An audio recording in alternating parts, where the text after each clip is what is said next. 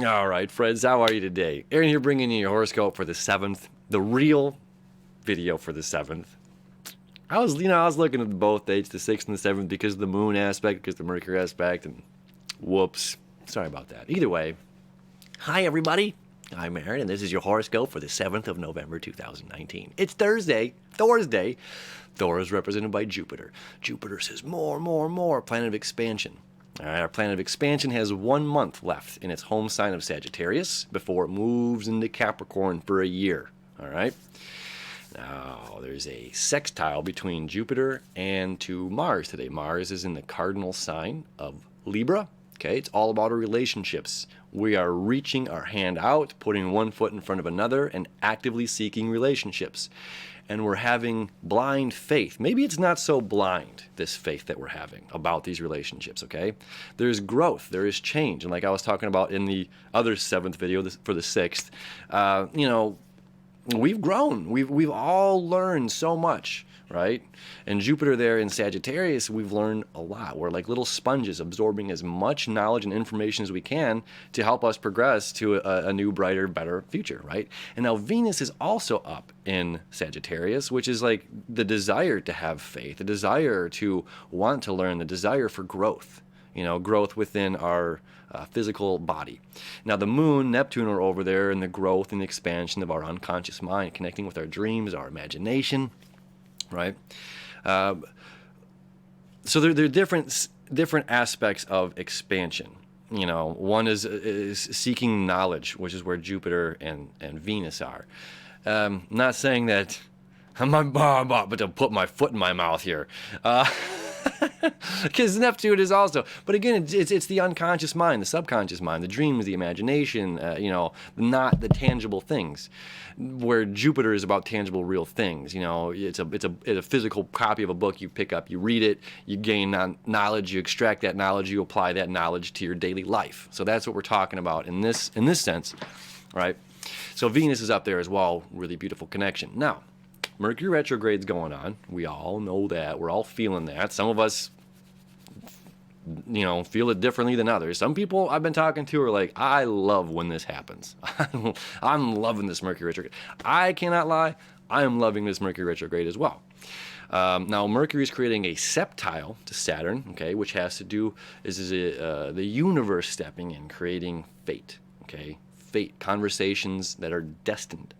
Okay, really powerful. And now the fact that we have this sextile between Jupiter and Mars, Jupiter-Mars, for you, sorry, Mars-Jupiter, all right, that's is relationships. And again, you've been following me, this is not just partnerships. This is all kinds of relationships that right now that we're expanding, that we're reaching toward, that we're accelerating toward. So Mercury septile to Saturn. Saturn wants to make things real. It wants to make them concrete and say, yes, I've created this. It exists in the world. There it is. Mercury's diving deep. Retrograde time. It's pulling stuff up from under the rug, pulling things up to the surface. And this is fate. The universe is like, I want you to feel this. I want this to come up. You need to be thinking about this. You need to be feeling this. You need to be actively speaking this. It's one of the biggest things with the water signs is that we hold back. And especially in the sign of Scorpio. We, again, like the water freezes, we stay beneath it. There's just no, again, when I do these, I'm not talking specifically about Scorpios or Aries or whomever. But if you do know Scorpios, you know that, it's when they cut you out, they cut you out. And it's done. So it's like once that water freezes over, it's done. There's no getting between both worlds, Anyway, so we are keeping that thawed, okay? We're bringing that stuff from deep down in the emotional body, and that's what's beautiful about this connection to Saturn. And we're making it very real, tangible in the third dimension. That Saturn's job is to make things real in this physical world, right?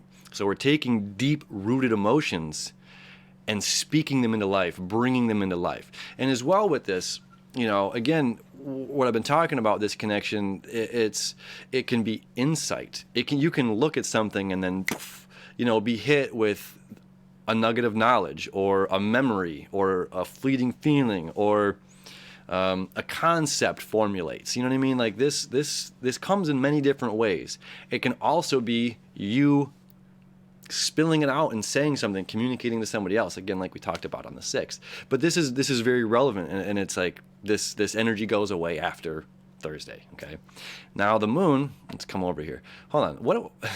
So much going on. So Mercury septile to the sun. This is a 51-degree connection. Okay. The septiles. That is fate.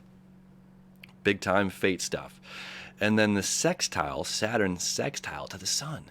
Okay, happening in the same time, the same day.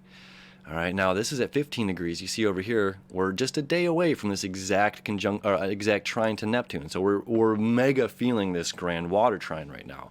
Okay, we need to expand with the moon here too. The moon the moon in Pisces in the water sign. You know, this is like a retreat, a personal retreat where we go inward.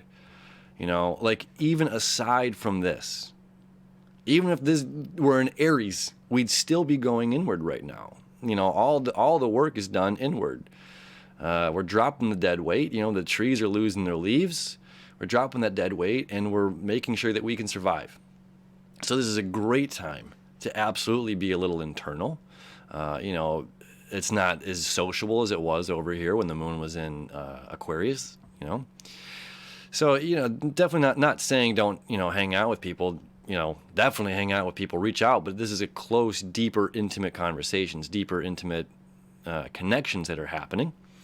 You know, where this can be more, again, inward going and reconnecting with our dreams, reconnecting with our passions and our desires, and what are those things that we want? You know, what are our dreams, and have we lost them throughout the years because we've been living somebody else's dream? You know, I mean, everything around us right now is somebody else's dream. The vehicles that we drive, this computer that I'm using, the microphone, the camera, the cell phone, these are all somebody else's dreams, which are tools that I'm able to use, right? So it's like, well, what are our dreams? Aside from the tools and the dreams of other people have created. What is this? What does this heart need? What does this, you know, need? What is this brain? So it's a great time. I love saying it, but to meditate, to just sit with yourself, to breathe, to do the inner work. I can't say that enough right now, especially, you know, as the trine here, I'm going to come back for a quick second. You know, it gets to intensify as the day goes along to Mercury. All right, so at noon you see the moon here at 20 degrees, and the moon moves 1 degree every 2 hours. Okay, 1 degree every 2 hours. So that's what, you know, about 6 o'clock. You know, this retrograde is going to be, or the Mercury and the moon are going to meet up right around 6 o'clock Eastern Standard Time. So it's just a great day to really go inside, connect with yourself. But yet we're still, you know, when we do that, when we connect with self, and it's fine. We can take this day, you know, we can take Thursday to recoup, you know, because it's the end, it's the completion of something. And then Aries is the beginning and the start of the journey. It's funny, my friend has a kid that's 2 years old right now. She just turned 2. And like the difference between when she was 1 and 2, and I don't have children, so it's like, you know, the terrible 2 is you always hear about it. But like it's very close where I'm like seeing this so personally and firsthand. It's very interesting, you know, from like 1 being in survival mode. The kid was just, again, Aries, go toward what's good, go away from what's bad. And I saw her last night, and this little kid walked up to me, and mine. It's mine. Everything is her. I was like, whoa, new favorite word. And like 2, Taurus, you know, second sign of the zodiac, Taurus. Material possessions, good, our things. I don't know. That has nothing to do with today. I mean, there's a small semi-square between here, you know, Uranus and Taurus. We're giving something up for our personal expansion, okay? That's the simplest way to say that. We have to give something. There's a balance. We need balance. We have to get, you know, like when we get into, I have to give away my personal freedom to a certain degree when I sign up to say yes to this job. You know, I have to put my personal life on hold so I can survive and make money. You know, when we get into a partnership, if it's like, hey, I want to watch this scary movie, and my lady's like, I only want to watch a comedy. Well, I'm going to tell you, I'm going to be giving up the scary movies, you know, I'm watching them on my own time. But you know what I'm saying? Like we when we work with these relationships, and you know, I see here this quincunx, because this all deals with relationships still. You know, we give a little something up. All right, I'm chatting away here. It's a day to go inward. It's a beautiful day, all right? The septile from Mercury to Saturn, the sextile from the Sun to Saturn, both of those in the sign of Scorpio. Again, there's nothing surface level or superficial about those two in that sign. And Saturn saying, make it real, make it real, make it real. And then, of course, Saturn making the connection to Neptune as well. Like, your dreams are not bigger than you. Your imagination's not bigger than you. It's just about creating the tools to make it practical. You know, or the mountain goat gets to the top of the mountain, putting one foot in front of the other. There's only one way to do it. Those things are crazy, man. I've seen those goats just climb the side of a freaking cliff. It's like, what? All right. That's me. That's the day. Climb that cliff, you know, go inward and find yourself on the top of that mountain. All right. Happy Thursday, everybody. We'll see you tomorrow.